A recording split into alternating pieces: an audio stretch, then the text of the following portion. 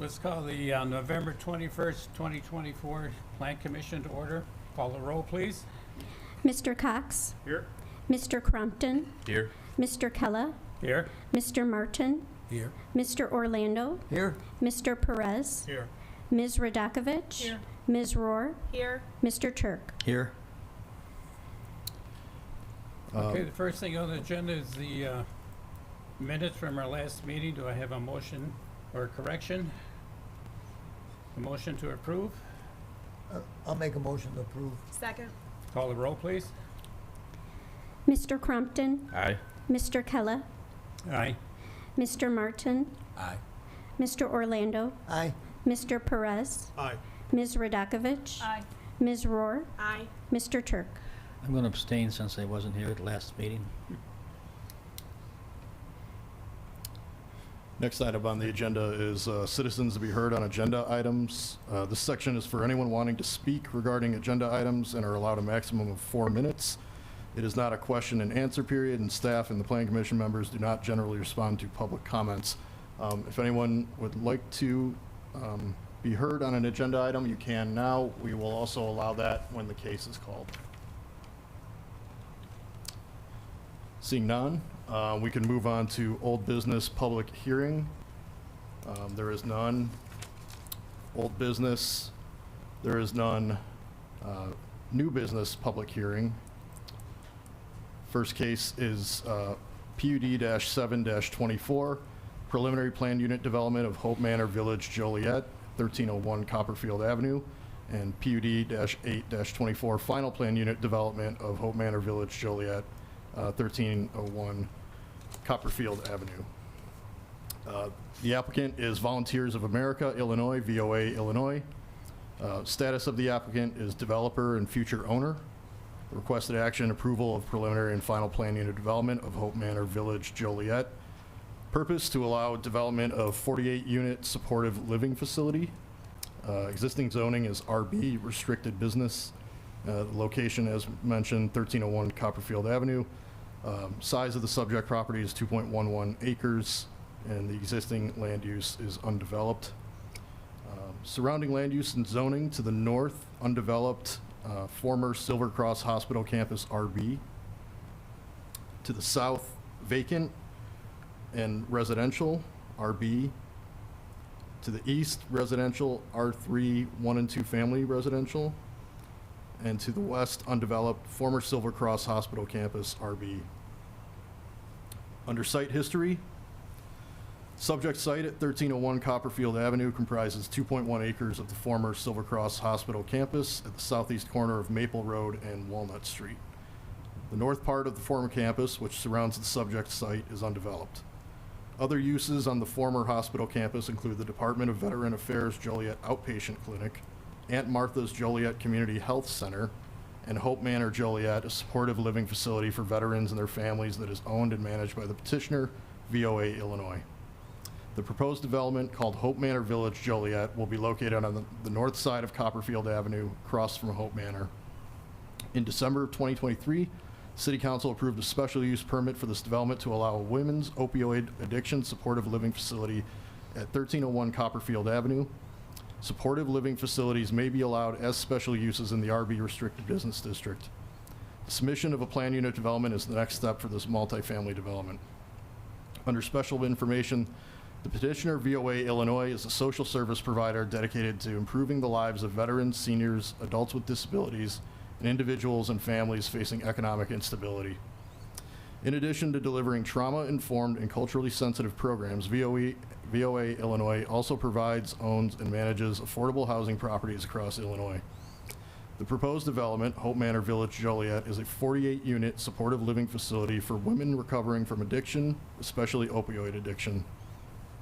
The development would serve individual women and women with their children and offer supportive services such as counseling, recovering groups, and children's programming. VOA Illinois will be the owner and service provider for the facility. The planned unit development for Hope Manor Village Joliet consists of 2 24-unit buildings, accessory surface parking, and an outdoor recreation area.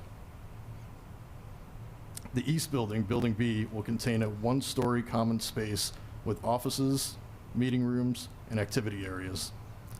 The buildings are 3 stories and collectively contain 44 two-bedroom units and 4 one-bedroom units. Two-bedroom units average 850 square feet in area, and one-bedroom units average 629 square feet in area. The building exteriors will be a mix of face brick and fiber cement board, also known as James Hardy board. The proposed landscape plan meets the city's landscaping requirements and includes building perimeter landscaping, parkway trees, and miscellaneous parking lot and site landscaping. The site has 2 parking areas with a total of 48 spaces. There are 2 vehicular access points for the site. The west parking area is accessed from Copperfield Avenue, and the north parking area is accessed from a private driveway along the east side of the development. The private driveway, as well as the western portion of Copperfield Avenue that was previously vacated, are owned by Silver Cross Hospital. An ingress-egress easement will need to be provided over the private driveway. Site improvements include resurfacing Copperfield Avenue from its western terminus to Hubbard Street, providing streetlights along Copperfield Avenue, and replacing any deteriorated public sidewalk. Storm detention is provided off-site in the existing detention facility to the north. The PUD attachments include the site plan, floor plans, landscaping plan, architectural plans and renderings, and project narrative. The project narrative includes a scope of the development, phasing plan, financial plan, and marketing plan. The project will be primarily funded through programs from the Illinois Housing Development Authority, IHDA. Residents will be identified through referrals from the Will County Problem-Solving Courts as outlined in the attachment. Water and sewer connection fees, school donation fees, and development impact fees will be required for this development. The site does not require a Park District contribution due to its location in the Des Plaines River Valley Enterprise Zone per Section 8.9 of the subdivision regulations. Under final analysis, approval of the preliminary and final plan unit development of Hope Manor Village Joliet will allow the development of a 48-unit multifamily supportive living facility on 2 acres within the undeveloped portion of the former Silver Cross Hospital campus. That concludes staff's report. May we have the petitioner come up, please?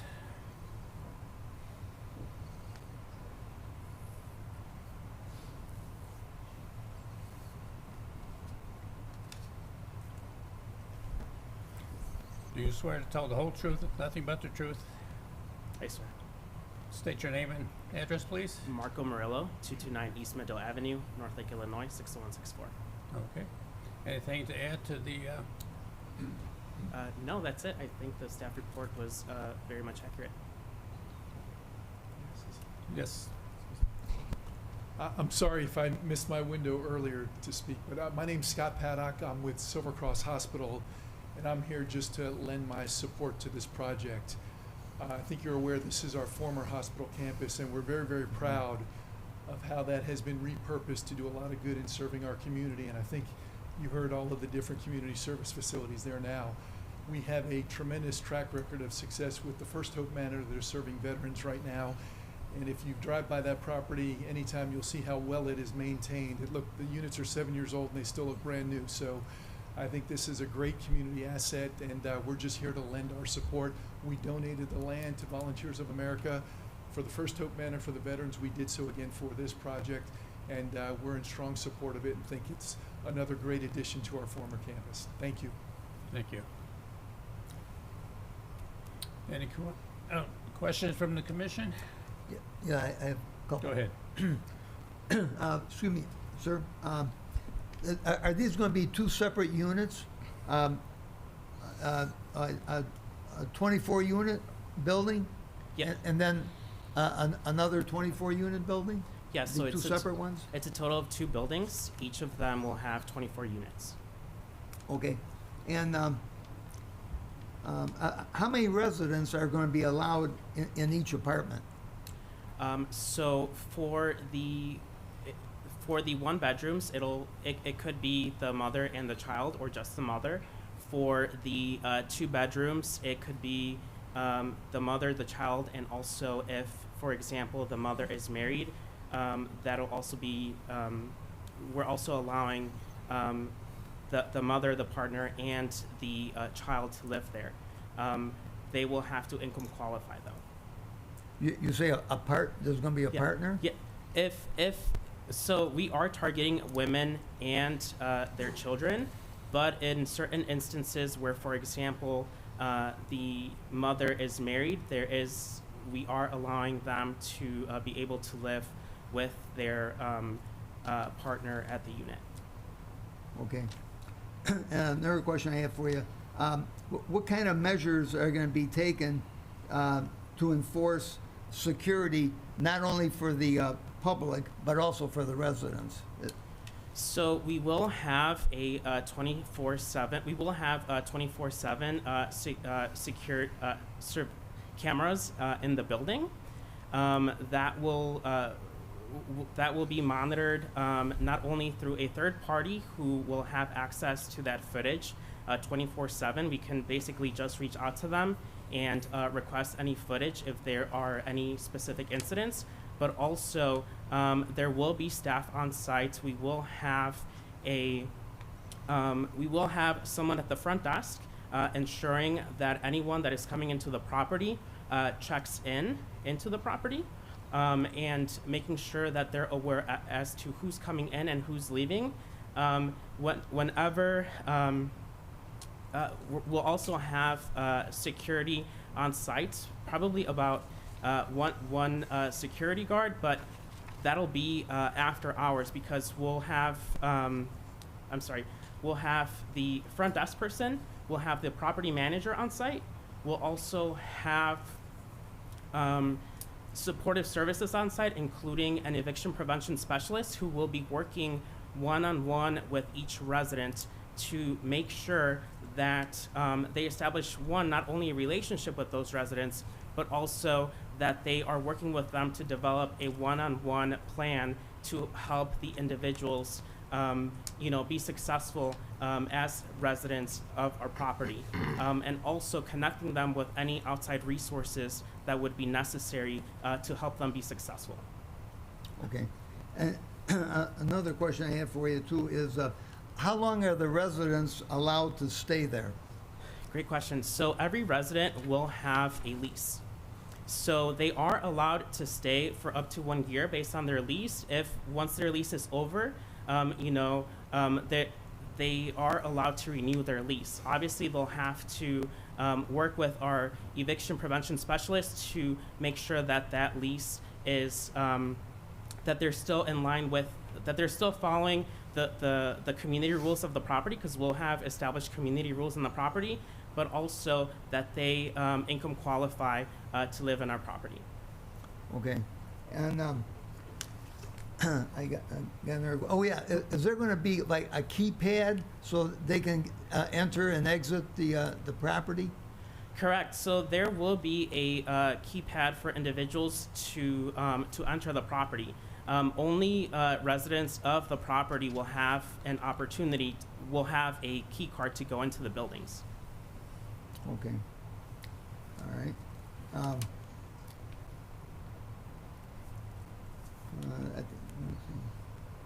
I think that's about all the questions I have for you. Okay, any other questions? Go ahead. Just a couple of quick questions. The residents that move in there, are they required to pay a rent, or are they required to pay based on need, or how does that work? They will be required to pay rent, and it'll be based on their income. Okay. So yes, the answer to that is correct. And again, everyone will have a lease, and we will have established community rules to make sure that everyone is, when they sign their lease, everyone is aware of what rules are established within our community. And typically, do they transition out maybe within that first year, or does it take a couple years, or how does that work? Sorry, can you repeat the question? Like the residents who move in there, you said they have a 1-year lease, and then at the end of that lease, they can re-up, or they can move on to.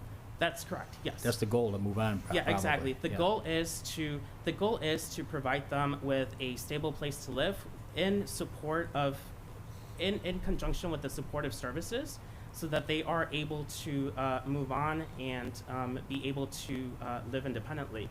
So yes, that's correct. After the 1 year, they do have that option. But if they do require additional time, then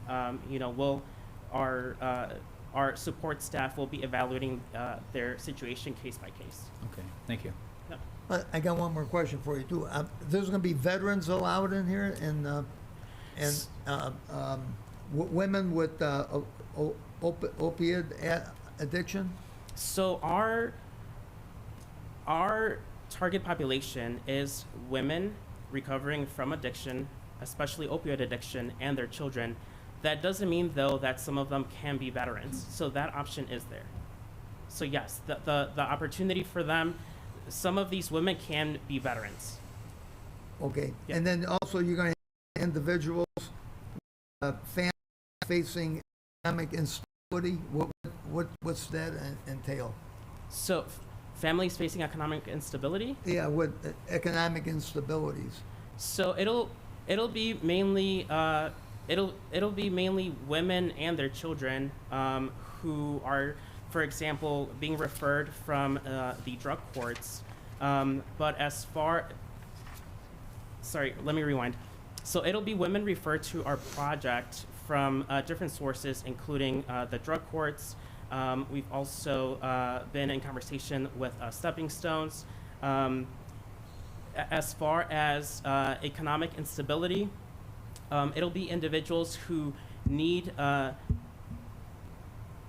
who need housing that they're able to afford with the support services. That's what Okay. that specific target area is focusing on. Okay. Okay. Thanks. One more question. And so, you have other facilities like this within the state of Illinois? So right across the street, we actually have Hope Manor Right. Joliet. Right. That project targets mainly veterans. And again, what we try to do is we try to ensure that not only are we providing a stable, safe environment for these individuals to live in, but that we're also providing them with the supportive services so that they feel supported, so that they feel like there's a community. One of the key aspects in recovery is for individuals to not necessarily live secluded, but to live in an environment where they feel like there's a community so that they can recover long term. So that's what we actually do in all of our properties that VOA Illinois builds and provides supportive services, property management, and owns. We do our best to not only provide the housing for stability, but also the support services. So yes, right across the street, we have what we would consider a very successful project, which mainly targets veterans as well as veterans and their families, and we also provide supportive services. In addition to that, I do want to mention that because we are the owner, we are the service provider, and we are the property manager, we know exactly what is going on at our properties at every single minute of the day. So if there are any issues, we are able to address those issues very easily. So yes, right across the street, we do have that project, and it has been a very successful project since it Right. opened. Yeah, I'm aware of that one also. But the proposed one here, is there any average how long people would stay in there, or could you get a referral from the courts and you're full? I mean, would you have a waiting list, or how does that work? Yes, so we are going to have a site waiting list, and that waiting list is going to be built from our collaboration with the drug courts as well as with Stepping Stones, and then any other social service organizations in the area that work already with this specific population. So we are going to have a site waiting list. All right, thank you. Any other questions from the commission? Hearing none. Any questions from the public? Anybody want? Hearing none, then the motion is in order for PUD-7-24 and PUD-8-24. Motion to approve. Second. Call the roll, please. Mr. Kella? Aye. Mr. Martin? Aye. Mr. Orlando? Aye. Mr. Perez? Aye. Ms. Radakovich? Aye. Ms. Rohr? Aye. Mr. Turk? Aye. Mr. Cox? Aye. Mr. Crumpton? Aye. So that vote of approval will go to the December 17th City Council meeting tentatively for council action. Thank you very much. Next item on the agenda, PUD-9-24, preliminary plan unit development for Vista Ridge subdivision, 8301 Caton Farm Road. PUD-10-24, final plan unit development for Vista Ridge subdivision, phase 1. PUD-11-24, final plan unit development for Vista Ridge subdivision, phase 2.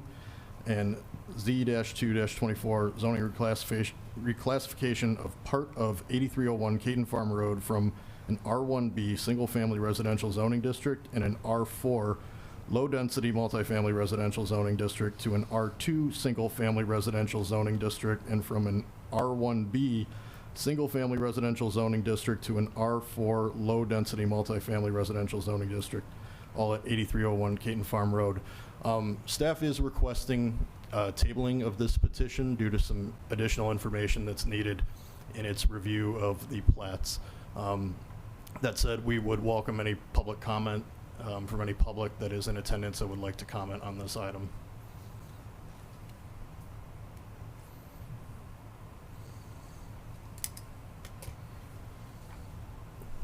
Hello, my Do you name, plan to tell the truth, the whole truth, and nothing but the truth?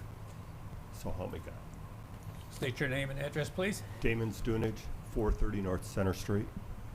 I have like I want to comment on this, but I have 4 points I want to make regarding this 120-acre development, or I should say rezoning. The first part is planning. I think of planning, and I know Joliet is undergoing a long-term comprehensive plan right now. What do we want the city to look like? And I know Kendall County has kind of done that already. And I look at this plan, it was accepted by the city 20 years ago for I think it was a 329 unit development, and now they want to increase it to 397, if memory serves me right. Again, I never hear of any developer want to reduce the density of any future plan. It seems like they always come back to the planning commission or the city and ask for an increase in density. That brings me to my next point, the impact. How will this impact the surrounding neighborhoods? Will it increase the value of the homes and the townhomes that are in that area, or will it decrease? Is this development, again, I haven't seen everything, is this development going to be brick face? Is it going to be concrete driveways? Is it going to have 30-year roofs? Is it going to have better windows that are going to last a long time, or is it going to be around for the next 30 years and go downhill from there? The third point I want to make is just the impact, again, the impact on the neighborhood. Is it going to increase congestion in the neighborhood? I think that's something the city has to ask itself. The fourth point is the proximity to the Canadian National Railway. Right now, from what I gather, and I don't know all about this, the Canadian National, that's a spur that goes through that area. The city of Shanahan is right now developing something like a 400-acre intermodal facility that they anticipate the equivalent of 10,000 trucks a day going through that. If you equate that to trains, that's 33 trains a day that are going to be used in the Canadian National Spur. Is it going to be all, and that's just their estimate right now. We've seen how big these intermodal developments have become in the Joliet area and what impacts they've had to the surrounding community. I worry that this Canadian National Railway intermodal facility could affect this area. And has the city thought, how is that going to affect planning for future roads and planning for future subdivisions in this area? That's all I have. Thank you. Thank you.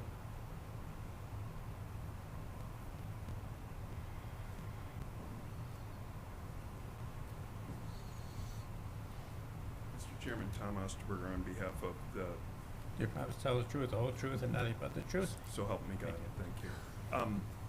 Applicant is here. I don't know, there was a requested table. I don't know if you'd like the comments within the public hearing or after, but they'd like to give a short presentation. We can allow that, sure. Okay, Would you like yes. it in the public hearing, or do you want to close and then do a presentation? I don't, assuming there's no other comments. We can close the public hearing, yeah. All right, we close it. Thank you. Mhm.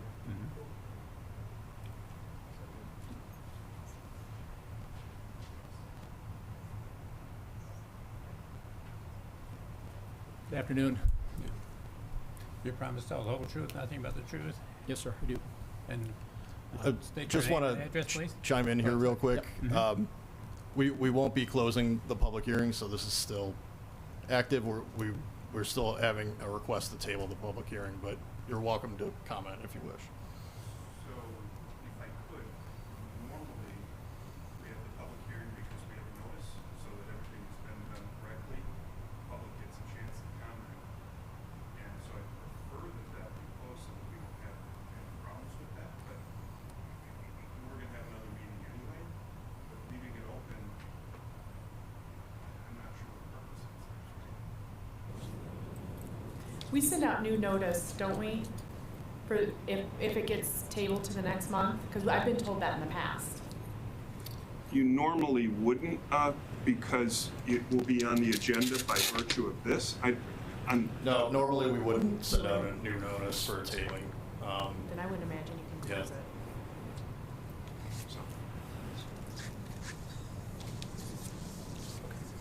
Okay. That's it. Good afternoon. My name is John Berry with McNaughton Development. We're the proposed developer of the property in a partnership with Ryan Homes, who would be the home builder on this property. And even with having the application table for tonight, I just thought it'd be worth to introduce ourselves a little bit and tell you a little bit about what we're trying to do here. McNaughton Development is a 40-year-plus old company in custom home building and residential development. We first came to the city of Joliet in 2005. We were the developer of the Deer Crossing subdivision, which is just to the north and a little bit to the east of this site. We were a bit of a victim of bad timing. The property, we developed 55 lots there, and the economic crash of 2007 resulted in none of the lots being sold at the time. So fast forward to 2022, we worked out a deal with Ryan Homes to purchase the developed lots in Deer Crossing. Since that time, they opened their models in 2022. We developed the second phase of lots, so brought it to a total of 119 lots. And to date, they've sold approximately 100 homes on the site. Number one, they've had a lot of success in the area. They'd like to continue that success. And number two, we're very proud as a developer that we've been able to hang on for the last 20 years and fulfill our obligations, unlike a lot of developers at the time, and see this project through to the end. So, just a little bit about the plan. We are asking for an additional 64 single-family lots, additional 4 townhome units. The plan itself is substantially similar to the streetscape that was approved back in 2004. One thing that we have done with the plan is we have eliminated an extended cul-de-sac that was approved back at that time. In the residential single-family portion of the development, and we also eliminated a couple cul-de-sacs that were in the townhome section. With that exception, the streetscape is very similar to what you would have seen in 2004. We have had extensive conversations with the Plainfield Park District. We're in agreement in the land area that we're donating. We're donating 3 park sites in the subdivision. We're doing improvements valued in excess of $700,000 to those park sites. We have proposed an extensive landscape screening along Keaton Farm Road and coming through the entryway along Graywell Boulevard. This subdivision's connectivity with Deer Crossing will continue with a multi-purpose path along Greystone Boulevard also.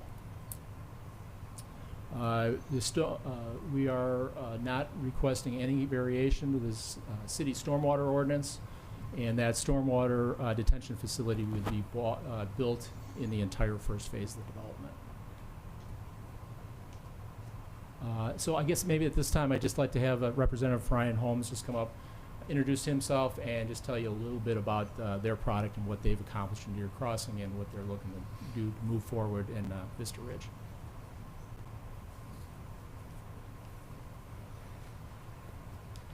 Good afternoon, good evening.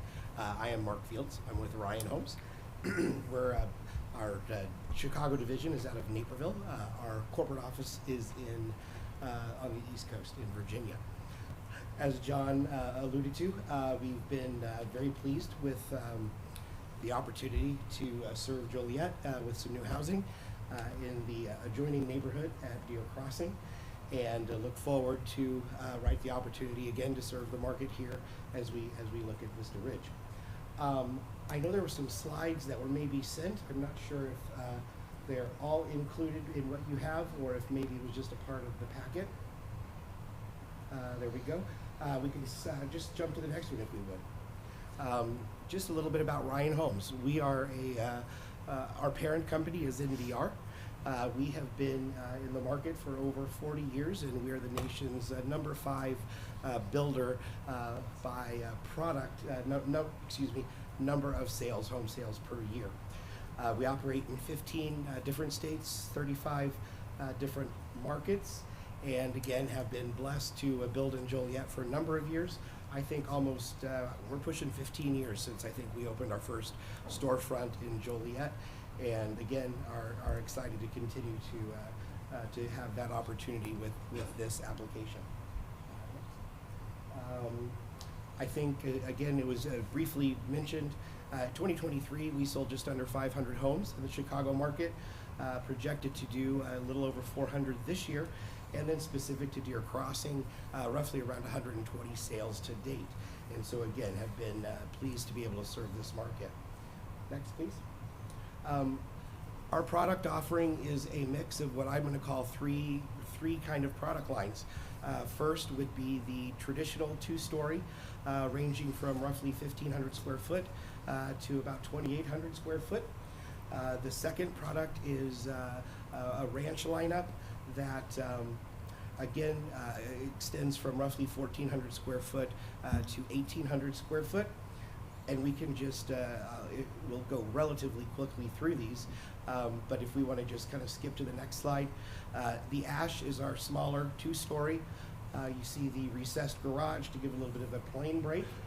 And then we can jump, we can skip the floor plans, and then we make our way up through the Bayberry, the Cypress, the Elderberry, the Hazelnut, which is our 2,500 square foot. Again, you can see some nice elevations there. And then we have, again, I'm going to say roughly 4 ranch plans to serve that first floor master living market. Again, these are ranging from 1,300 square foot to, I believe, 1,600 on the high end. I also want to introduce, unique to the property was the ability to bring in a single-family attached product. And so with some of the limitations to the size and area of that neighborhood, it's an interesting opportunity for us to really carve out a maintenance-free living, provide an attached housing option, again, serve the market at a price point where we do see some need. And so we're proposing the Periwinkle is the marketing name, and again, it's a 1,500 square foot, 3-bedroom, 2.5 bath, I believe. Our interiors, top notch.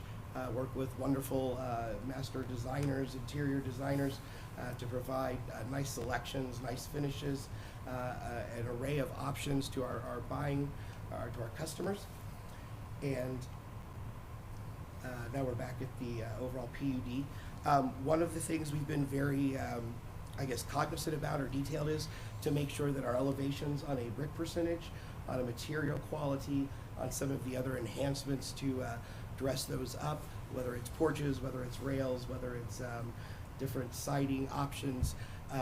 Really, I guess, trying not to deviate from the underlying approvals from years past when they first acquired the property, but to be consistent with what was required, as well as what puts together a nice streetscape. So again, we look forward to continuing to build and serve this market. Wonderful residents, home buyers, great schools. We just really have been pleased to be able to serve the Joliet market.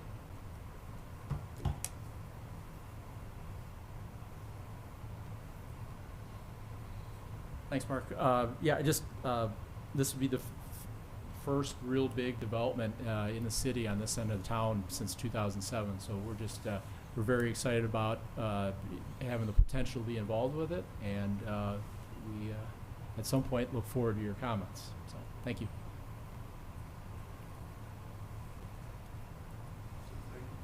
Chairman, if there's any other questions specifically, I know there was a comment about some of the density, what's happening in the area. I think Ray in the planning department can comment. That area is designed from a comprehensive plan, obviously to be residential. Caton Farm Road hopefully was sized appropriately. That's where the population is going, over towards Kendall County. So I think it's appropriate. With respect to this plan, slightly more intense, but the problem, and I do a fair amount of residential closings as well, the costs for homes and the cost of materials and construction materials, I think in 2022 the cost increased 12%. It was 8% before that. Historically, it's about 4% annually. We're getting to a point, and I don't know if the representative from Ryan Homes didn't talk much about price, but things are becoming unaffordable. And so the only way to actually manage the cost is to have a slightly smaller lot, a smaller home. The input costs for roads and underground sewers, the stuff is through the roof. And so for our residents, you know, a $400,000 home to me is an expensive home, but that's $300,000 to $400,000 is starting to be low middle. So we think it's a great project. It's only slightly different than it was a mere 20 years ago, and we're certainly asking for approval. I did have a chance to talk previously to Ray and to Todd. So with respect to closing the hearing, it's fine. Leave it open. We have no objection to that because we have to come back if you table the matter anyway. Sure. One of our problems is we were trying to meet certain deadlines. And I don't know if staff and how a special meeting would work for this council, which is certainly an imposition, but we were trying to make that last meeting in December.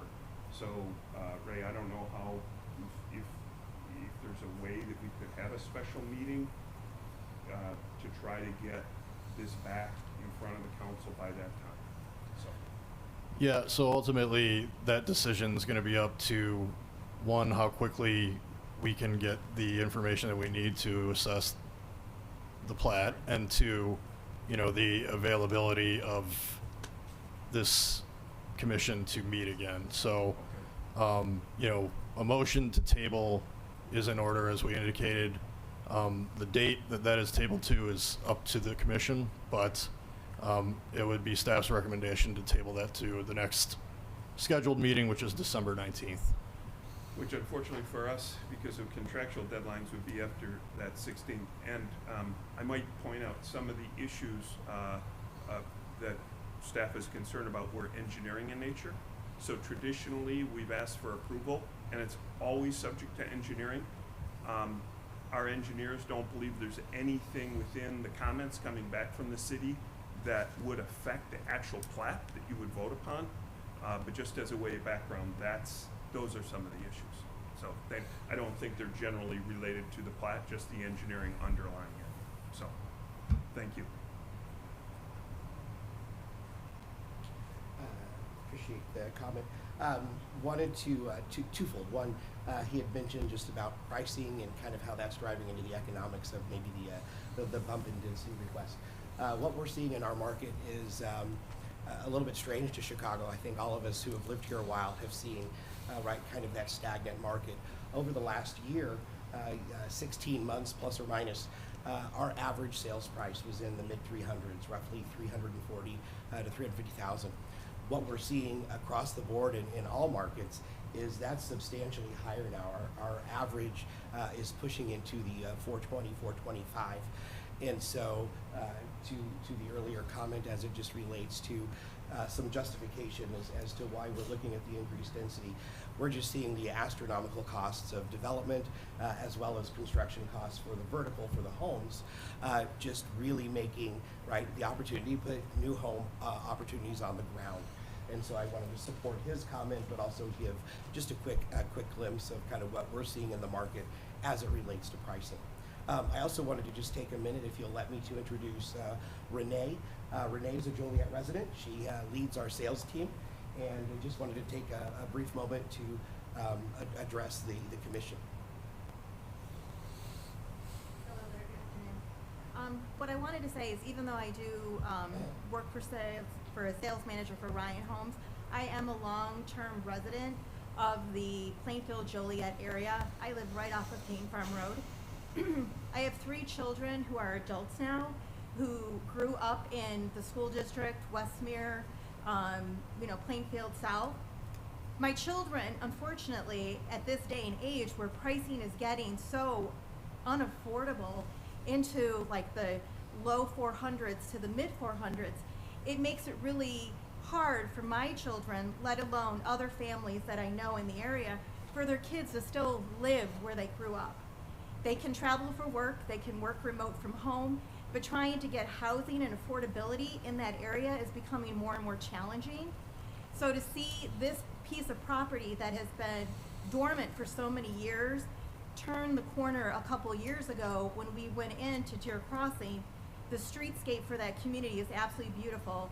It has provided over 100 families the opportunity to live within the city of Joliet, as well as have a Plainfield address, be part of the Plainfield schools, and then also too where that extension is, as you're going down Ridge Road and Caton Farm Road, St. Francis, which is the Catholic church there, also a parishioner there, that will allow that parish to continue to grow as we start having more homes in that area. Not to mention the schools, the children. It's a great school district. Again, all 3 of my children went through the Plainfield schools and were scholars.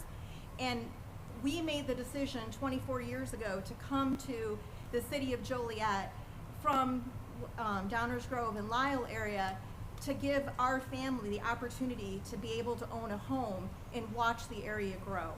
And as a mom of 3 children, that is what I'm looking for my children and my kids' friends, to be able to stay close to their family.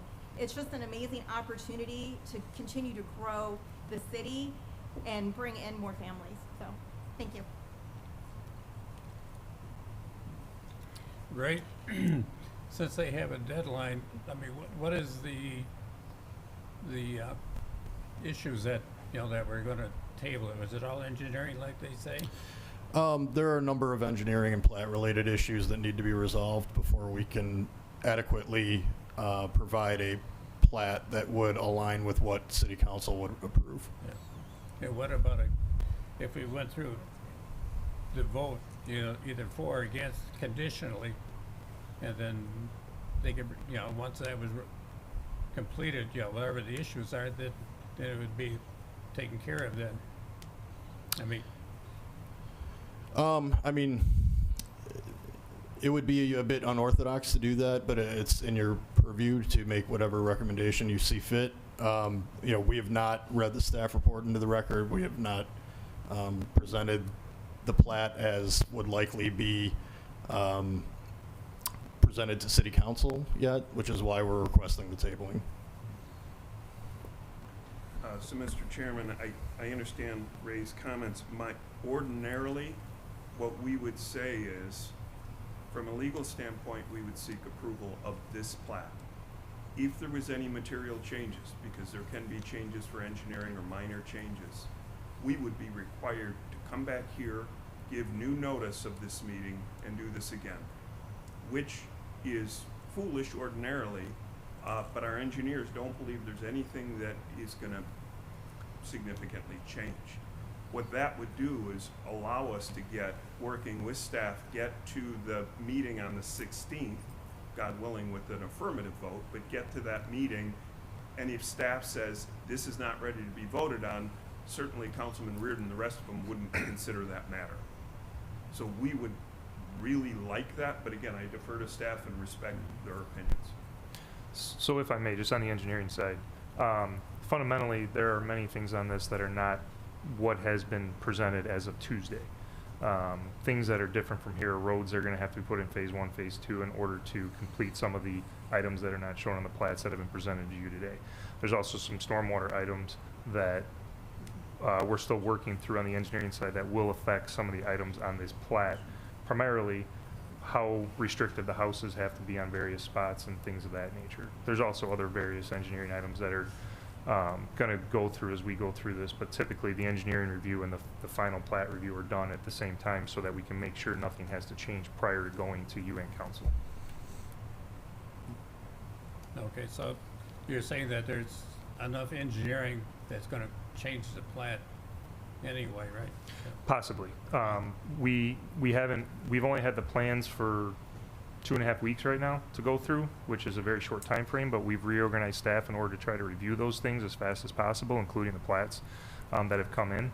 We've been in contact with our engineers trying to work some of these things out to try to get to this point, and have done as much as we can at this point in time to facilitate this need. Right now, there's just too many questions left that have to be answered before we can actually give a recommendation, at least from the engineering side, to move forward with the plats. That's hence the tabling. So to speed this up then, if we table it, we can table it for 2 weeks instead of a month and then give them time to come back if we get enough commissioners to come up for the meeting? I would recommend at the very least a December 12th date, just with Thanksgiving next week. It's going to be very difficult to turn around what Sean's detailing in that amount of time, which at that point puts you 1 week out from our normal scheduled meeting anyway. Yeah. And Mr. Chairman, I agree with Ray. That would be ideal so that everything, if it doesn't get resolved by that time, we have other problems that we'll deal with, but if we could, we would certainly do everything to accommodate that meeting. I know it's an imposition, but it would be before the next council meeting. All right. I'm sorry, the date was December 12th? At the very least, yeah. I mean, I think our recommendation would still be to stick to scheduled meeting, but if you would like to try to organize a special meeting on your tabling recommendation, it's ultimately up to you. What happens if we couldn't get a quorum on the 12th? Then the item would just continue on to probably the next scheduled meeting on the 19th.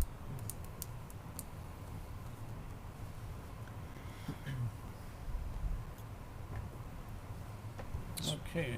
Then that's, So one thing to consider here is when council memos need to be due as well. Right. The December 16th meeting means staff has to have items in by December 4th, I believe.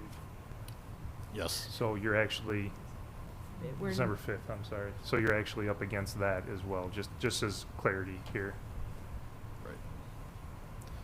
So effectively with the December 12th meeting, we would need everything resolved, as Sean's saying, December 5th at the very latest to get publication for December 12th. That could be challenging with the holiday next week, but maybe, if it's the desire of this commission to pursue that, we can try our best to work with the applicant.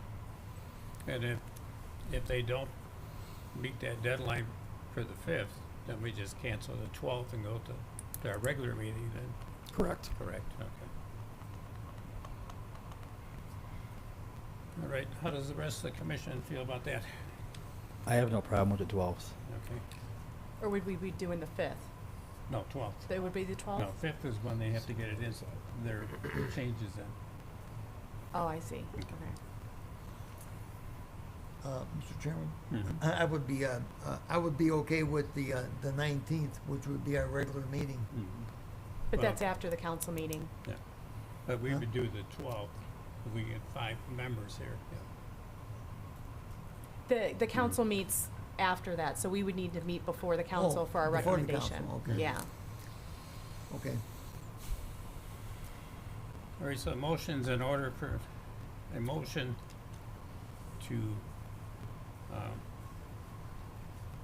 postpone this till, Table, pardon?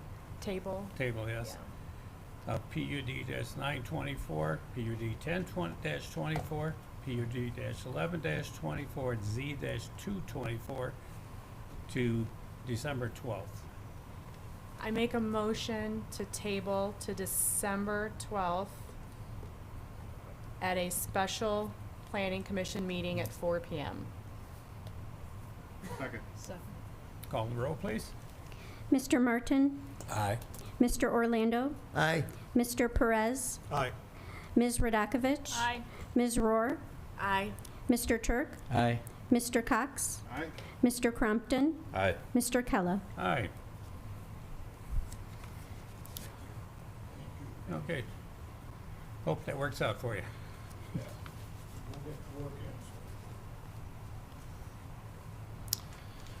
So we will try to schedule that special planning commission meeting for December 12th then. Okay. Next item on the agenda is A-6-24, annexation of 15.16 acres located at 500 Rowell Avenue, classification to I-1 light industrial zoning, and approval of an annexation agreement. This item was withdrawn by the petitioner, so no further action or discussion is required on this item.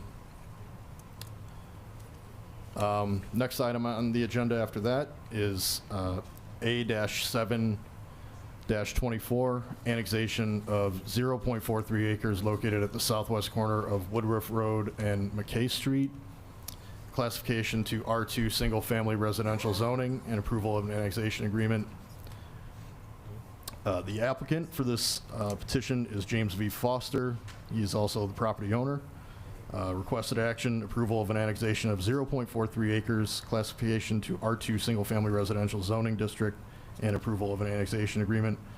Purpose, to allow for annexation of 3 lots for future development of a contractor shop and single-family residence. The existing zoning for the 3 properties is unincorporated Will County A1 agricultural. As previously stated, the location is southwest corner of Woodruff Road and McKay Street and is 0.43 acres. The existing land use is currently undeveloped. For surrounding land use and zoning, to the north is single-family residential R2. To the south, residential and woodlands, County A1 agricultural. To the east, residential and woodlands, County A1 agricultural. To the west, single-family residential R2. Under site history, subject properties were platted with the Antrim subdivision in the 1960s. The 2 adjoining properties to the west were annexed into the city and zoned for R2 single-family residential zoning in 1979. Subject properties have remained undeveloped and in unincorporated Will County. The 3 subject unincorporated lots and adjoining incorporated lots all contain lot sizes of about 6,500 square feet in size and were originally platted for single-family residential use. Under special information, the petitioner wishes to annex the 3 unincorporated lots for future development of a contractor shop for his electrical contracting business. He also plans to develop a 1.5-story single-family residence on the portion of the property that is currently within the city limits. To avoid a spot zone for the contractor shop, the annexing properties would contain R2 single-family residential zoning. The petitioner is also applying for a variation of use from the Zoning Board of Appeals to allow the contractor shop use on the subject property within the R2 single-family residential zoning district. And that petition was heard earlier today at 2 o'clock with a recommendation to the City Council for approval. The variation of use petition will also require City Council approval. Water and sanitary sewer mains are located within the Woodruff Road right-of-way. The petitioner would be required to connect to each future building to these infrastructure lines upon annexation. Public improvements along Woodruff Road and McKay Street frontages will be required. sewer and water connection fees. The developer's impact fee will also be required. Detachment fees have been paid to the East Joliet Fire Protection District. Under analysis, approval of the annexation zoning classification to R2 single-family residential and annexation agreement will incorporate 3 subject properties. If the corresponding variation of use petition is approved by the City Council, the petitioner will develop a contractor shop and single-family residential home on the 5-lot property assemblage, including the 2 westernmost lots that are already incorporated into the city limits. Properties to the north, west, and south are already incorporated, and sufficient water and sewer access is in place on Woodruff Road. Provided this context, annexation of subject property is appropriate, and that concludes staff's report. Thank you. May we have the petitioner, please?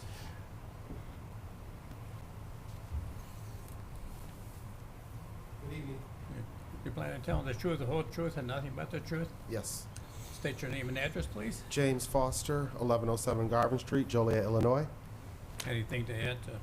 No, the just that report? I've stayed in the Forest Park area my entire life, 54 years, and I'm a union electrical contractor here in the city of Joliet, and we're looking to just build a cold storage shop where we could house our materials and, you know, other electrical apparatus. I currently stay in the area. I've always stayed in the area, and we're going to live in the house and, with you guys' approval, have a shop down there.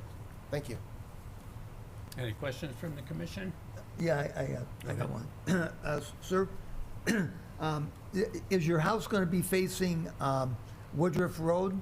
Yes, sir. The house will be facing, Yes, sir. and your shop is going to be in the back? of- No, the shop is going to be to the East. east. Yep. Oh, to the east? Yes. Okay. Okay, and that's about it, I guess. That's my only questions I have. Okay. Any other questions from the commission? Any questions from the public? Hearing none, then a motion's in order for A-7-24. So, second. Call the roll, please. Mr. Orlando? Aye? Mr. Perez? Aye. Ms. Radakovich? Aye. Ms. Rohr? Aye. Mr. Turk? Aye. Mr. Cox? Aye. Mr. Crumpton? Aye. Mr. Kella? Aye. Mr. Martin? Aye. Thank you. Okay, you're welcome. So that item will be tentatively scheduled for the December 17th City Council meeting. Under new business, we have none. Under new or old business not for final action or recommendation, we have none. The next item is public comment. Is there anyone from the public wishing to make comment? Seeing none, motion for adjournment would be in order. Actually, I don't want to step out of turn, but do we officially have a chairperson for this? So John Kella is our pro tem for this meeting. Next meeting, we will be electing a chairperson. Okay. Yep. Would that be the special commission, or would that be for the, so it won't be the next one, it would be the following one? I mean, it would be the special meeting. The special If meeting there's a we'd meeting also- on that date, yes. Okay. Yeah. Motion to adjourn then. All in favor? Aye. Thank you. Mother, I'm gonna